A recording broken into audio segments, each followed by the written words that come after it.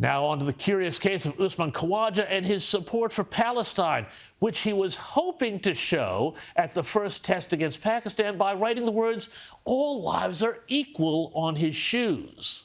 Note, he didn't want to say "all lives matter," because that, as we know, is incredibly racist. Instead, he is in strife for wanting to say "all lives are equal," which again is a bit more controversial than it might sound on first reading, if you are not across all the ins and outs of linguistic wokery. Now, we touched on this briefly last night, but there have been more developments in this situation that I think we need to dive a bit deeper into. This morning, Treasurer Jim Chalmers weighed in on the dispute, saying, quote, "I don't think it's an especially controversial statement." Dr. Chalmers said this Thursday morning, continuing saying, "The lives on one side of a conflict are not worth any more or any less than the lives on the other side of a conflict. And insofar as it goes, and we're talking about innocent civilians, sure. Though one might also say that an IDF soldier defending civilians is a lot more worthy than a Hamas terrorist raping and murdering them. But I digress, because here's the point I want to make. If Usman Khawaja truly believed what he wanted to write on his shoe, well, why didn't he do this earlier?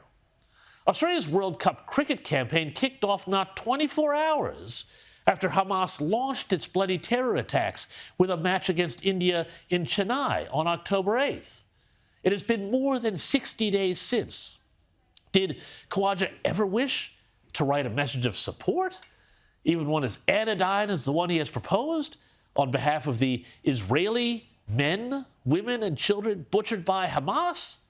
Well, I'll tell you what, that would have been, frankly, a lot more stunning and brave, as the saying goes, than planting his flag for Palestine during a match against Pakistan. This is about, frankly, as courageous as those celebrities who are applauded for their courage when they say, give a rousing speech in favor of abortion at the Oscars. Yeah, stunning and brave indeed. What is also fascinating to me is how much support Khawaja is getting from the left side of politics. The same side of politics that a few years back saw Israel Folau attacked for posting on his own time about why he, as a Christian, was against gay marriage.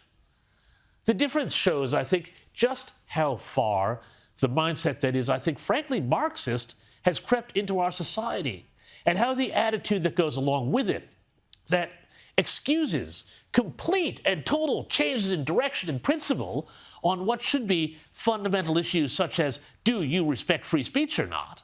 And lets that change depending on whether that free speech is needed to serve the cause of the revolution and liberation or not. Now let's break this down. Folau, though of Tongan ancestry, is a devout Christian. Therefore, in that Marxist woke mindset, he's an oppressor. And in a conflict between him and gay people, well, he loses. And so did his free speech rights. The Wallabies, of course, were just collateral damage and all that. Meanwhile, Khawaja, a Pakistani-born Australian, has taken the side of the Palestinians, a double play of victimhood. While on the other side of that equation, well, the left has accepted the narrative that Israel is illegitimate, a colonial settler state, and whatever Hamas did, hey, that's what resistance looks like. And to paraphrase what has been in the past attributed to Vladimir Lenin, you can't make an omelet without butchering babies and brutalizing women. So, unlike Falau's speech, Khawaja, well, what he's doing, he's advancing the cause of the revolutionary left. So his free speech, that's worthy of support and defense. And anyone who tries to shut him down is in the wrong. Well, I say ideally, of course, politics wouldn't invade sport. And I wouldn't take a cricketer's advice on how to vote or feel about the Middle East any more than I'd trust an accountant to tell me whether Australia should bowl first if it wins the toss. Perhaps the rule then should be that everyone should play as a team and keep politics well off the field, but be free to post to their heart's content as individuals.